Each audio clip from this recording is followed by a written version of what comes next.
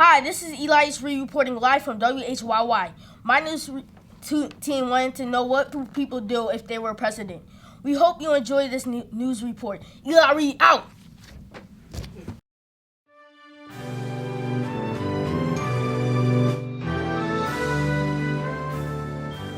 Have you ever wondered what it would be like if you were president of the United States?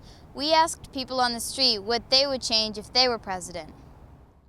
As a president, I'm gonna need some people who actually know what's going on. And I find that in US there is a problem now.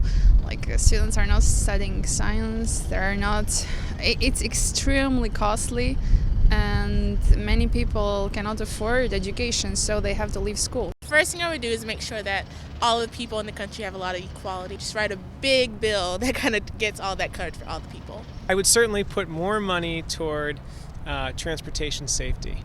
I would increase funding for pedestrian and bicycle access, and also do more to make sure that people of all disability levels could have access to the same things. Since the president lives in Washington, D.C., we asked people if they would move the capital closer to their family. I love DC, and I would never change the capital. I live in Delaware. I want the capital to be where it is, unless you want to move the capital in Delaware. That would be awesome. Another cool place for the capital would be here, Philadelphia, because that's where all our founding founders got together, signed the Declaration, and formed the Constitution. No, I think the capital's great so far. Even though people said they would love to change some things, many of them would not choose to run for president. There is a lot of stress involved in running a country, but what is the hardest part of being president? Overall, making decisions, because there's always two sides to it, and no matter what he says, people will criticize him. It's difficult to be the president of a country with so many people from so many countries, with so many differences in culture, in their perception of the president itself.